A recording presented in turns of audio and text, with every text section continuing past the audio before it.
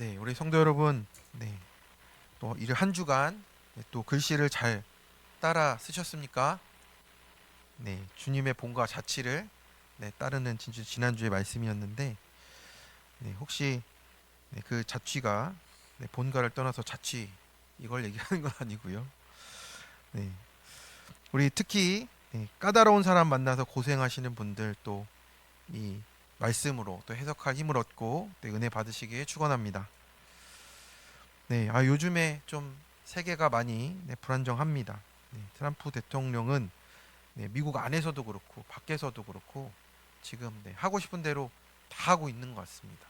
근데 그들이 참 옆 나라에서 보기에는 참 이렇게 또 위험한 일들도 있는 것 같고 또 뭐 그린란드는 또 이제 자신들이 이제 가지려고 하는 것 같은 이런 모습들을 보이니 참 이 세계가 참 위험 가운데 있구나. 전쟁의 위험 속에 또 빠지는 건 아닌지 또 걱정이 됩니다. 그래서 우리도 내가 사는 것도 참 중요하지만 이런 세상의 일들에 대해서도 참 우리가 기도해야 될 일이라고 생각합니다. 그래서 하나님 안에 있는 평화와 또 그런 또 평강들이 또 이 세상 가운데 또 흘러갈 수 있도록 또 자기 일을 돌볼 뿐만 아니고 다른 사람들 일도 돌보는 것이 우리 크리스찬의 삶이라고 믿습니다. 그래서 국가적인 이기주의가 좀 강한 이때에 우리가 이 화평케 하는 자의 삶이 무엇인지 또 우리가 그것을 위해서 어떻게 좀 기도해야 될지를 좀 고민하고 중보하는 또 우리 이때가 되었으면 좋겠습니다. 오늘 말씀의 제목은 잠깐 당하는 고난입니다. 벌써 1월이 마지막이 됐네요. 26년이 시작된 지 얼마 안 된 것 같은데 한 달은 또 이렇게 쉽게 빨리 지난 것 같습니다. 또 이 새해 설렘들도 이렇게 좀 다 지나간 것 같고 이제 본격적인 또 삶의 시작이 되는 것 같고 고난의 행군도 있는 것 같은 마음도 드는 것 같습니다. 그래서 우리가 여전히 변하지 않는 부분들 또 여전히 부딪히는 부분들에서 전 끝이 안 보이는 이길 앞에서 우리가 서 있는 것 같기도 한 것 같습니다. 그런데 이 길 앞에 서 있는 우리에게 이제 베드로 사도가 고난의 그 길이보다 이 방향이 중요하다라고 오늘 말씀을 해주고 있습니다. 그래서 베드로전서는 이제 우리가 보면 처음부터 끝까지 이제 고난받는 성도에게 맞춰진 편지잖아요. 그래서 1장에서는 흩어진 나그네인 우리에게 이제 하나님의 택하심을 받아서 또 제사장이 되고 하나님 나라가 되었음을 백성이 되었음을 또 우리에게 전해 주었고 또 2장에서 억울한 고난 가운데 또 3장 4장에서 또 의를 위하여 고난 받고 불시험 가운데 연단 받는 것 같은 그 시간을 이 고난을 우리에게 해석하라고 이렇게 우리에게 말씀을 해줬습니다. 그래서 오늘 5장은 또 우리에게 무엇을 말씀하는지를 잘 살펴봐야 될 것 같습니다. 그래서 우리는 고난이 오면 가장 먼저 이렇게 묻습니다. 언제 끝나는지를 물어봐요. 왜 이렇게 오래 가는지 우리가 그것 때문에 너무 힘들 때가 있습니다. 가만히 들어보면 상황이 더 나빠진 것도 아니고 새로운 문제가 생긴 것도 아닙니다. 달라진 건 없는데요. 끝이 안 보인다 생각하니 내 마음이 이렇게 무너지는 겁니다.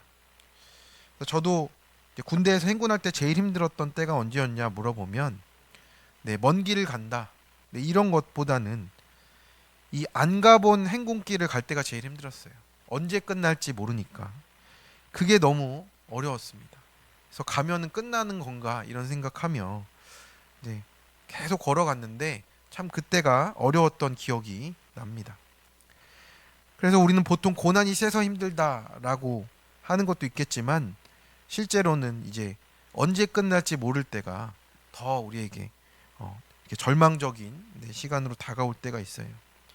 그런데 이 고난이 우연히 나에게 찾아온 것으로 생각하고 해결만 바라고 그 의미를 모르니까 더 어려워지는 거예요.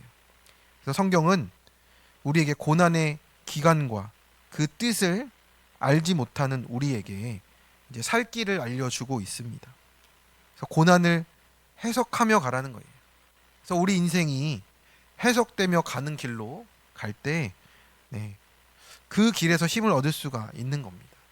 그래서 우리 어제까지 이제 중고등부 수련회, 청년부 수련회 같이 갔다 왔는데 거기에서 나눴던 말씀이 고난이 하나님을 만나는 통로라고 이렇게 말씀을 나눴습니다. 연단을 통해서 앞으로 뒤로 다르지 않은 그 믿음으로 우리가 연단을 통과할 수 있다고 이렇게 나누었습니다. 그래서 우리가 고난 안에 있는 게 복이고 기뻐하라라고 말씀을 하고 계신 겁니다. 우리 좀 앞뒤좌우로 이렇게 인사하겠습니다. 고난 안에 있는 게 복입니다. 아니 그게 무슨 말이냐 하시겠죠. 그런데 그 고난 안에 있는 것으로 말미암아서 우리가 하나님을 찾게 되어 있습니다. 하나님을 만나게 되어 있는 거예요. 그래서 베드로 사도는 오늘 우리에게 이렇게 말씀을 합니다. 너희가 잠깐 고난을 당하는 것이다. 그러나 하나님이 너희를 영원한 영광으로 들어가게 하신다 라고 오늘 말씀을 하시는 겁니다. 첫 번째, 염려를 주님께 다 맡겨야 되는 거예요. 먼저 7절의 말씀을 한번 같이 읽어보겠습니다. 너희 염려를 다 주께 맡기라. 이는 그가 너희를 돌보심이라. 아멘. 베드로는 아주 단순하지만 결정적인 말씀을 하는 거예요. 너희 염려를 다 맡기라라고 말씀했습니다. 그래서 여기서 맡기다는 에피리산테스라고 하는 단어인데 위에 던져버리다, 완전히 얹어놓다라는 뜻이에요. 그래서 그 짐을 다른 사람 위에 완전히 던져버린 거예요. 거기 올려버린 겁니다. 전가한다라는 말도 되는 겁니다. 그래서 계산도 내려놓고 통제권도 내려놓고 결과와 책임까지도 내려놓고 그냥 하나님께 맡겨놓는 것을 말하는 겁니다. 그래서 우리는 보통 염려를 주님께 맡긴다라고 말씀을 많이 하시잖아요. 그렇게 기도했다라고 합니다. 그런데 그것은 지금 말로만 한다면 이것과 같습니다. 조수석에 앉았는데요. 내가 조수석에서 운전대를 붙드는 거예요. 염려를 맡긴다고 했는데 실제로 맡기지 않고 우리가 조수석에서도 운전대를 붙잡고 있는 겁니다. 그러면서 기도는 주님 해결해 주십시오. 주님 제가 견딜 수 있도록 도와주세요. 그러면 주님이 뭐라고 하시겠습니까? 운전대에서 좀 비켜주겠니? 라고 하겠죠. 운전대에서 비켜야 주님이 움직이시잖아요. 핸들을 맡겼으면 등받이를 젖히고 주무셔도 되는 겁니다. 내 힘을 빼야 되는 거예요. 우리 옆에 있는 분에게 등받이를 젖히세요 한번 인사하겠습니다. 등받이를 젖혀야죠. 조수석에서 운전대 붙잡으면 둘 다 큰일 납니다. 그래서 염려가 우리에게 왜 주렁주렁 열립니까? 염려는 사실 문제 때문이 아니라 내가 주인 노릇을 포기하지 않아서 생기는 겁니다. 그래서 그 믿음은 여기에 담아야 돼요. 하나님의 100% 오르심에 담아야 됩니다. 내가 봤을 때 이건 이래서 안 되고 저건 저래서 안 되고 고난도 내가 정하려 하고 이건 내 죄가 아니라 저 사람 때문이다. 지금 이 상황이 저 사람 때문에 온 것이니 나 때문이라는 것을 모를 때는요, 우리가 구속사가 시작이 안 되는 겁니다. 이 상황이 나 때문에 온 거구나. 내 모습을 보게 하시려 온 것이구나. 이렇게 해석이 되어야지 우리가 하나님 앞에 올바로 서게 된다라는 겁니다. 성도 여러분, 하나님이 100% 오르심을 고백하십니까? 네. 그러면 저 사람 때문에 내가 고난받는 게 아니라 저 사람을 통해서 내 안에 골문 부분이 드러나는 거예요. 그래서 내가 1%의 죄라도 하나님 앞에 서면 어떻습니까? 내 죄가 순도 100%입니다. 내 죄가 순도 100%니까 회개할 수밖에 없는 겁니다. 그것이 하나님이 오르시다고 고백하는 믿음인 것입니다. 그래서 본문은 분명히 말해요. 이는 그가 너희를 돌보심이라. 여기서 돌보다는 관심을 두다, 책임지다라는 말이에요. 하나님이 돌보고 책임지겠다 하셨어요. 그런데 내가 내려오기 싫어서 붙잡고 있는 게 문제입니다. 제가 기도를 얼마나 했는데요. 이런 얘기를 물어보는 게 아니라 내 삶의 통제권을 아예 못 맡기고 있구나. 이걸 물어보시는 겁니다. 지금 내 자리를 잘못 잡고 앉아 있습니다. 그렇지 않다. 나는 그렇지 않다 하시겠지만 그게 교만이라고 오늘 우리를 가르쳐주고 있는 겁니다. 우리가 통장의 잔고를 보면서 또 치솟는 물가를 보면서 본능적으로 계산기 두드리고 또 여러 가지 내 생각이 왔다 갔다 하는 거죠. 이러다 큰일 나는 건 아니냐 하면서 운전대를 더 꽉 붙잡는 거예요. 그래서 염려는 어떻습니까? 기도의 재료가 아니라 회개의 재료인 거예요. 아, 내가 하나님 자리에 지금 또 앉아 있구나. 이것을 회개하라고 하는 겁니다. 그래서 염려의 계산기를 두드리는 이 손을 내려놓고 기도의 자리로 가는 거죠. 하나님, 내가 또 주인 노릇 했습니다. 그래서 그렇게 하나님의 100% 오르심에 맡기며 나아가는 거예요. 그렇게 내어드리면 그 자리만큼, 정말 내가 회개한 만큼 내 평강이 계속 열려가기 시작합니다. 그래서 복음은 간단한 거예요. 이 일의 주인이 제가 아니라 주님이십니다. 이렇게 하시고 내 운전대를 하나님께 완전히 맡겨버리는 겁니다. 이러면 우리 속에서 이런 말이 또 튀어나와요. 아유, 그럼 나보고 아무것도 하지 말라는 말입니까? 네, 아무것도 하지 말라가 아니라 정말 내가 지금 나에게 주신 이 자리에서 오늘의 말씀에 순종하며 가는 것이 운전대를 맡기는 삶이에요. 네, 오늘에 주어진 이 말씀, 또 내일에 주어진 그 말씀에 순종하며 갈 때 하나님은 우리를 평강 가운데 인도하신다라고, 내가 너희를 돌보고 있다라고 확실히 말씀을 해 주십니다. 네, 적용 질문입니다. 내가 요즘 자꾸 염려하게 되는 것은 무엇입니까? 그 운전대를 붙들고 놓지 못하는 이유 속에 내 어떤 교만함이 있습니까? 오늘도 내 염려를 맡기며 큐티하고 적용하고 있습니까? 네, 두 번째입니다. 근신하고 깨어 고난을 해석합니다. 우리가 병원에 가면요, 네, 같은 증상인데도 이 병원과 저 병원의 진단이 다를 수가 있어요. 근데 진단을 어떻게 받느냐에 따라서 사람의 반응이 완전히 달라지는 거죠. 네, 큰 병일 수도 있습니다 하면 네, 공포에 빠지고, 네, 회복 과정 중입니다 하면 같은 통증도 또 견딜 수가 있어요. 그렇기 때문에 상황보다 해석이 더 중요한 겁니다. 그래서 8절의 말씀입니다. 우리 8절의 말씀을 같이 읽어보겠습니다. 근신하라, 깨어라, 너희 대적 마귀가 우는 사자같이 두루다니며 삼킬 자를 찾나니. 아멘. 베드로는 고난을 이 환경의 문제로 보지 않습니다. 고난에 반드시 하나님 말씀 안에서의 해석이 필요하다고 말씀해 주고 있는 거예요. 왜 그럴까요? 고난 자체보다 더 위험한 게 고난에 대한 해석이 틀리는 거잖아요. 진단이 틀리면 그 뒤에 모든 것도 다 달라지기 때문에 위험한 거예요. 해석이 잘못되면 몸만 더 고생하고 시간만 버리게 되어 있습니다. 그래서 지금 이 고난의 핵심을 꿰뚫고 가라고 이 베드로 사도가 우리에게 권면하고 있습니다. 그래서 마귀는 고난을 만들어내는 존재가 아니라 고난을 통해서 우리를 삼키려고 하는 거예요. 그래서 삼키다는 어떤 겁니까? 씹지도 않고 통째로 집어 삼킨다는 뜻이잖아요. 그래서 우리가 생각할 틈도 없이 우리의 믿음 자체를 그냥 무너뜨리려고 하는 그런 유혹과 또 공격으로 다가오는 겁니다. 그래서 마귀의 이 사단의 그 방법은 뭡니까? 고난을 왜곡하는 거예요. 잘못된 해석을 하도록 만드는 거죠. 하나님이 너를 버렸다. 너만 이렇게 힘들다.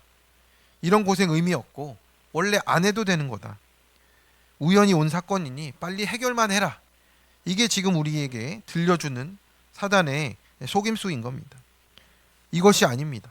베드로 사도는 이런 사단의 왜곡의 공격 속에서 우리를 깨어나라라고 하고 있는 거예요. 근신하여 깨어라, 이렇게 명령하고 있습니다. 그래서 술 취하지 않은 상태처럼 정신을 맑게 하라는 거예요. 그래서 어제 이제 수련회에서 아이들이 좀 일찍 일어났습니다. 또 그러다 보니까 아침에 많이 졸더라고요. 많이 졸고 또 말씀 듣다가도 졸고 이런 모습들을 많이 봤는데 근신하여 깨어야 됩니다. 그래야 또 말씀이 들리고 또 우리 가운데 인도하시는 그 뜻을 헤아리게 되는 거죠. 그래서 고난이 오면 우리는 감정에 취하게 돼 있어요. 분노에 취하고 억울함에 취하고 두려움에 취하게 돼 있습니다. 그래서 이 근신하라는 말은 정신을 맑게 하라는 것이죠. 지금 휘둘려서는 안 된다라는 거예요. 깨어라는 뭐냐면 군대의 용어입니다. 잠깨라 정도가 아니고 경계 태세를 유지하라는 거예요. 그러니 눈을 부릅뜨고 지금 살펴봐야 한다라는 뜻입니다. 경계를 해야 된다라는 거예요. 그래서 우리가 먼저 해석할 것은 고난 속에 깨어서 내 모습을 보는 것이 지금 우리에게 주시는 권면이라는 거예요. 깨어서 내 모습을 봐야 지금 이 고난을 통과할 수 있다라고 하는 거예요. 9절의 말씀을 같이 한번 읽어 보겠습니다. 너희는 믿음을 굳건하게 하여 그를 대적하라. 이는 세상에 있는 너희 형제들도 동일한 고난을 당하는 줄을 알미라. 아멘. 아멘이십니까? 네. 이 뜻은 무엇입니까? 대적하라는 말은 도망치지 말고 제 자리에 서서 버티라는 뜻입니다. 흔들려도 그 자리를 떠나지 말아라 라고 하시는 거예요. 아주 중요한 문장이에요. 이는 세상에 있는 너희 형제들도 동일한 고난을 당하는 줄을 알미니라. 네, 고난의 해석이 바뀌는 거죠. 왜 나만 이러지가 아니고요. 믿음의 형제들도 동일한 일을 당했구나. 네, 우리 옆에 있는 분에 이렇게 하겠습니다. 저만 그런 건 아니군요. 한번 해보겠습니다. 저만 그런 건 아니에요. 나만 그런 게 아니에요. 우리 청소년 부모님의 간증을 받습니다. 네, 부모님이 2살 때 이혼을 하시고 새엄마는 화가 날 때마다 폭력적으로 대해서 비관적으로 자랐답니다. 공부 잘해야 무시 안 당하지 하며 공부로 복수하겠다 이를 갈며 공부해서 학교 선생님까지 됐대요. 이제 가까운 선생님의 어떤 권유가 있어서 욥기를 읽어봤는데 나같이 재수없는 인간이 또 있었네 하다가 하나님을 만났답니다. 그럼에도 우울과 교만이 가득해가지고 이분이 좀 똑똑하니까 막 이런 사주도 받나 봐요. 손금 보고 부족도 써주고 이렇게 하나님을 대적하기도 했다라고 해요.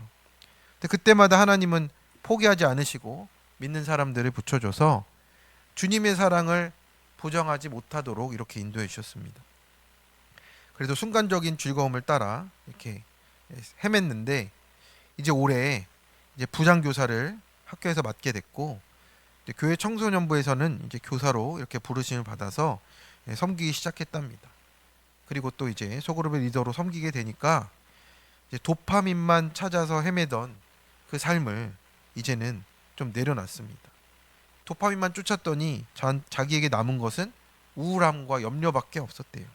그런데 지금은 틈이 없는 삶을 산답니다. 지체들의 이야기를 경청하고 섬기고 구원을 우선순위에 두고 살게 되니까 감사와 기쁨을 계속 발견하게 되었다고.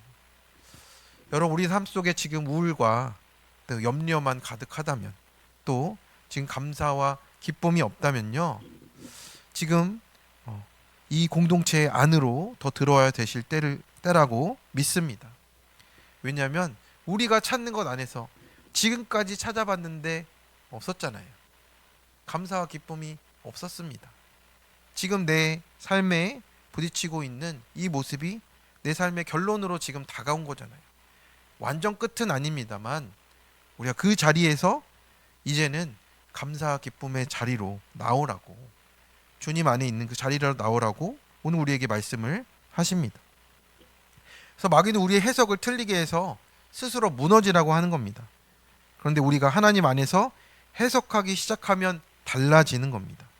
그래서 고난이 나만의 벌이 아니고 내 옆에 지체에게 나누고 지체의 나눔을 또 듣다 보면 공동체의 이야기로 들리게 되는 거예요.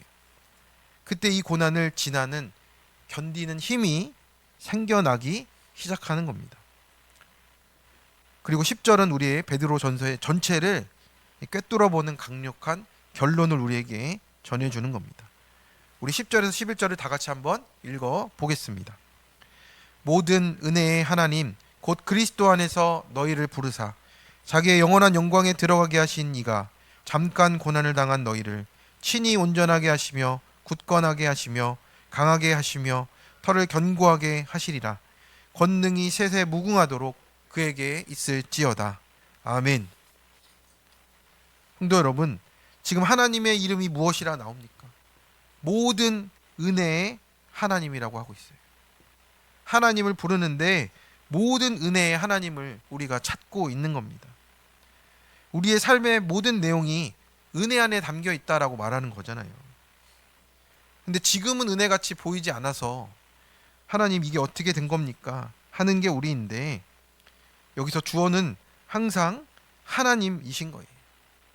우리의 모든 삶에 하나님께서 은혜로 구원의 일로 바꾸어 주실 일이 있다라고 오늘 우리에게 말씀하시는 겁니다. 할렐루야. 아멘. 그래서 내가 온전해지는 것이 아니고요, 모든 은혜로 말미암아서 우리가 온전해지도록 하나님이 만드십니다. 내가 강해지는 것이 아니라 하나님이 세우시는 거예요. 하나님이 지금 나에게 고난으로 지금 그 자리에 있게 하시는 게 어떤 뜻입니까? 나를 다시 건축하고 짓고 계신 겁니다. 대신 어떤 게 있습니까? 내가 세운 집은 허물어져야 되는 겁니다. 그래야 하나님의 것이 들어서는 거잖아요. 그렇기에 고난은 나를 증명하라가 아니라 하나님의 손길을 경험하는 시간이라 하시는 겁니다. 그래서 우리가 고난의 길이에 대해서도 해석해야 돼요. 네. 하나님이 베드로 사도가 뭐라고 얘기했죠? 잠깐이라고 그랬어요. 네, 이 잠깐이 우리와는 좀 다른 것 같습니다. 네, 조금 짧은 동안이란 이런 단어인데 왜 잠깐이겠습니까? 하나님이 계신 그 임재 가운데 영원을 비교하면 어떻습니까? 영원을 비교할 때 잠깐이잖아요. 그래서 하나님은 고난에 대해서 별거 아니야 이렇게 얘기하시거나 축소하시는 게 아니고, 그 고난을 우리가 하나님 안에서 해석하라고 우리에게 말씀하고 계시는 겁니다. 그래서 우리에게 무엇을 약속하십니까?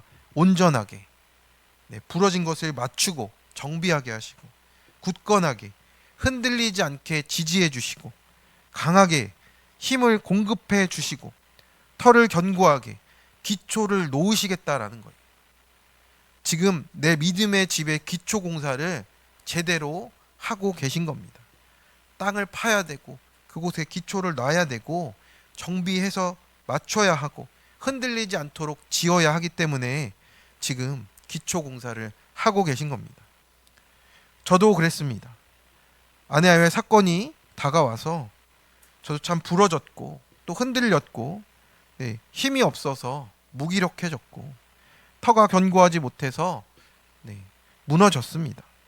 그런데 아내와의 그 모든 사건이 끝나고 저의 죄를 보게 하시며 또 하나님 옆에 나아가 있을 때 결국 가정이 회복되게 하셨습니다. 우리는요, 이 회복을 가정이 회복되면 끝이다라고 생각하는 게 우리 모습입니다. 그런데 그게 아니었던 것을 깨달았어요. 무엇을 회복하신 겁니까? 하나님이 우리 가정의 주인 되시려고 이렇게 하신 거구나. 그게 회복인 것을 말씀하는 거예요. 다시 예전으로 돌아가는 회복이 아닙니다. 주님이 우리의 주인 되시는 그 회복, 주님이 우리 가정의 주인이 되시는 그 회복을 원하셨구나를 깨닫게 됐습니다. 그것이 온전하게 된 것이고 굳건하게 하신 것이고 강하게 하신 것이고 털을 견고하게 하신 것입니다. 할렐루야. 우리 모두 우리 성도님들의 가정 안에 또 나의 삶 안에 하나님의 이 기초 공사가 온전히 지어져 가기를 간절히 축원합니다. 적용 질문입니다. 지금 당하는 고난이 잠깐이라고 인정이 되십니까? 그 끝이 언제냐며 낙심합니까? 고난과 상황에 빠지게 하는 그 속임수는 무엇입니까? 고난 중에 깨어 말씀으로 해석하며 내 자리를 지킵니까? 고난을 통과하는 기초 공사를 잘 받고 계십니까? 세 번째입니다. 참된 은혜를 증언하며 굳게 서라고 하십니다. 네, 베드로는 이제 편지를 마치고 있어요. 네. 근데 편지의 끝까지 이 고난을 해석하는 중심을 놓치지 않고 있습니다. 고난을 해결해라 이런 말로 나아가지 않아요. 네, 우리 12절의 말씀을 함께 한번 읽어보겠습니다.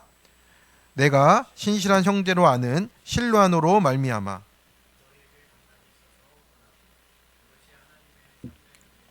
증언하노니 너희는 이 은혜에 굳게 서라. 아멘. 그래서 베드로는 이제 고난이 쉽게 끝났다 말하지 않고요. 대신에 이 은혜에 굳게 서라라고 권면하고 있습니다.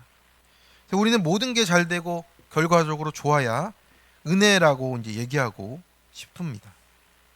그런데 지금 베드로는 그 해석이 달랐어요. 지금 고난 속에서 이 자체를 은혜라고 해석하는 거잖아요. 왜 그 자체가 은혜라고 할 수 있습니까? 고난 자체가 내가 하나님과 함께 가고 있다는 증거라고 하시는 거예요. 하나님과 함께 가기 때문에 내가 겪어가는 일이 있다라고 말씀하시는 겁니다. 은혜는 느끼는 감정이 아닙니다. 굳게 서라예요.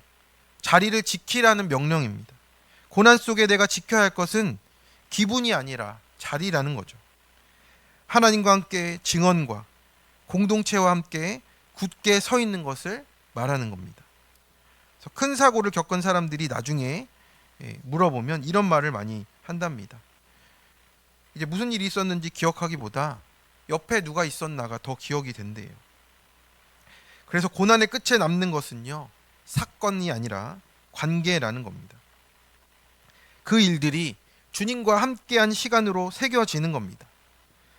그래서 이 은혜에 굳게 서라라는 말씀은 감정이 아니라 우리 자리를 지키는 믿음으로 나오라고, 그 안에 은혜가 있다고 분명히 말씀을 해주시는 거예요. 성도 여러분, 은혜를 증언하는 것이 얼마나 강력한 힘인 줄 아십니까? 은혜를 증언하는 각자가 모여서 하나님 안에 있는 우리가 되는 거예요. 내 안에 행하신 일 하나하나가 빛으로 비춰지는 겁니다. 그것을 또 입술로 증언하면 그 은혜가 강력하게 나타나는 거예요. 흔들 수가 없습니다. 우리 작년 큐티의 간증입니다. 군대 제대 후에 어머님이 암투병 끝에 소천하신 분입니다. 믿음이 연약해서 어머니의 죽음이 해석되지 않아서 하나님을 원망하고 교회를 떠났답니다. 그래서 오랜 세월 하나님 없이 나 외에는 관심도 없고 공감도 없이 살았습니다. 그러다 파혼의 위기도 맞고 또 결혼은 어찌어찌 했는데 첫 아이 유산으로 하나님의 말씀이 그때부터 들리게 되었답니다. 그래서 양육 훈련을 받으면서 내 이기심을 회개하게 되었고 지체들의 이야기에 귀를 기울이고 이제 그 양육을 받으면서 아버지 연배 집사님들이 자녀에 대해 나눔을 하시는 것을 이제 계속 듣게 되었답니다. 그러면서 그때서야 지금 어머니를 보내고 남아있는 아버지의 그 마음이 조금씩 이해가 됐대요. 어머니의 소천이 나만 슬픈 줄 알았는데 오늘 말씀에서 세상에 있는 너희들도 동일한 고난을 당하는 줄을 알미라, 이 말씀이 들리게 됐답니다. 그래서 기댈 곳이 없이 홀로 슬픔을 감당하신 아버지가 그때서야 나보다 더 힘드셨겠다 생각이 들었답니다. 그래서 울적해하면서 잔소리만 했던 아버지를 속으로 계속 정죄만 했던 것을 회개하게 되었다고. 그래서 우리 옆에 있는 지체들의 또 아버지 연배의 그 집사님들의 은혜의 증언을 통해서 제 속에 죄가 드러나게 되었다고. 회개하고 하나님께 감사하며 나아가게 됐다라고. 아버지께 아침마다 사랑과 평강으로 문안하겠다는 적용을 하게 되었다라고 합니다. 그렇습니다. 우리가 모여서 나눌 것은 다른 것이 아니잖아요.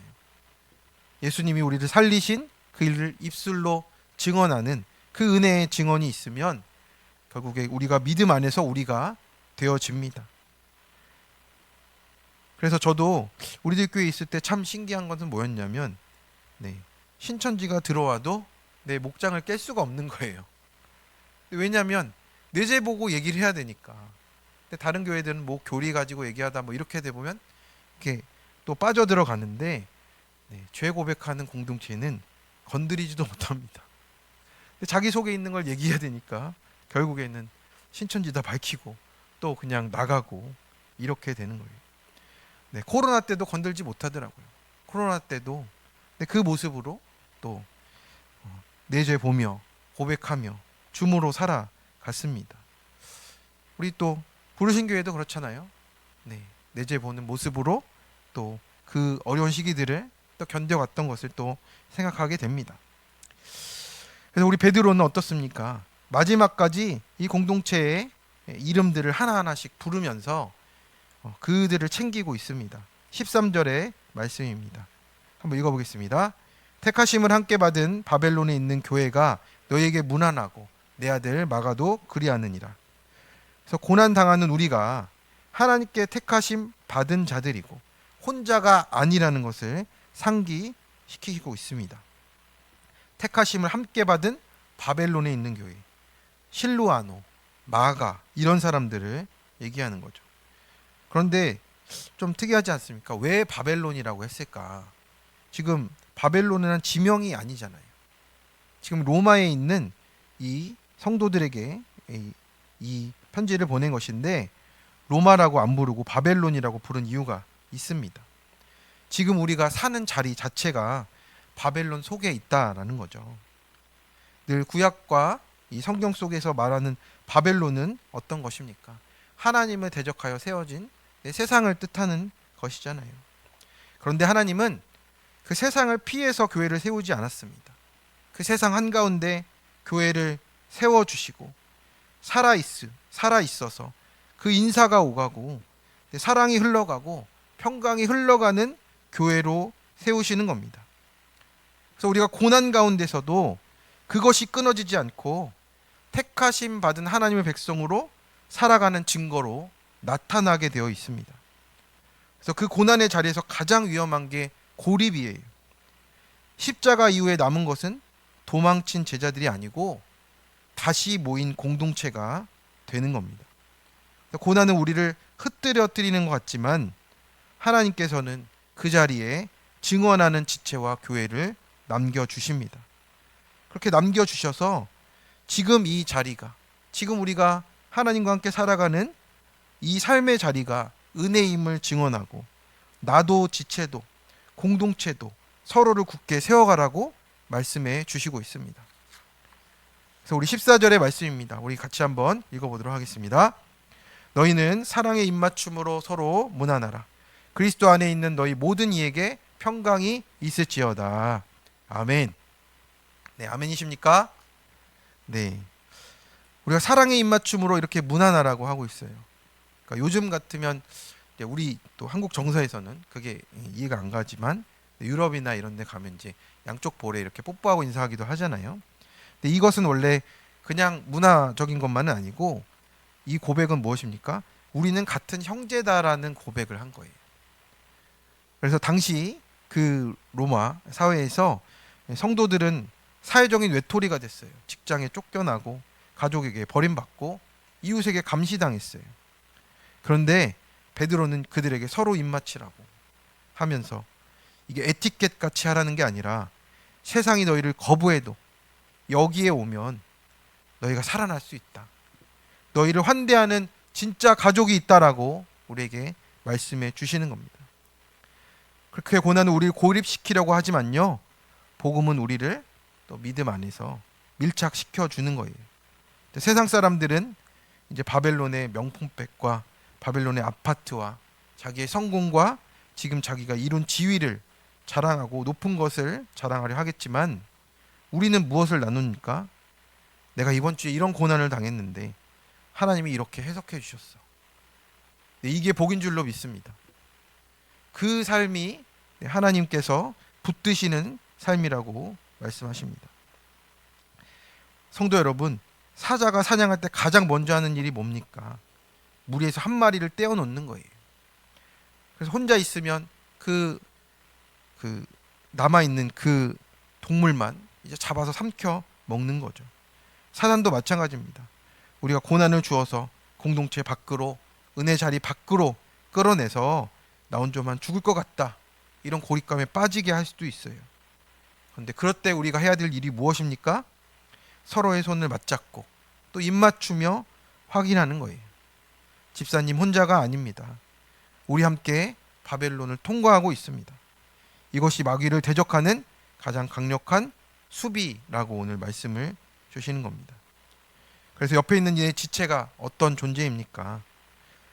내 인생의 짐이 아니고 내가 바벨론에서 끝까지 버티도록 하나님이 보내주신 생전의 동역자입니다. 그래서 이번 한 주 서로에게 평강을 빌어주시고 고난을 서로 해석해 주시고 다음 주 이 자리에 모일 때 우리가 함께해서 이번 주도 넉넉히 살아냈습니다. 이렇게 고백하는 나눔이 가득하시기를 축원합니다. 적용 질문입니다. 고난이 저주 같아서 내 방식으로 빨리 해결만 하려 합니까? 이 고난이 아니었으면 주님 만나지 못했다는 은혜를 누리며 증언합니까? 옆에 주신 지체와 공동체와 함께 은혜에 굳게 서고 있습니까? 그리스도 안에서 사랑과 평강으로 서로를 늘 무난하는 적용을 하고 있습니까? 말씀을 맺습니다. 이 고난은 지나가지만 고난 속에서 연단을 통과한 믿음이 남습니다. 그리고 함께 은혜를 나누고 증언하는 공동체를 통해서 우리가 이번 한 주도 살아갈 수 있음을 고백합니다. 그래서 우리 그리스도 안에 있는 모든 성도에게 주시는 사랑과 평강으로 충만한 한 주 되시길 축원합니다. 함께 우리 찬양하며 기도의 자리로 함께 나아가겠습니다.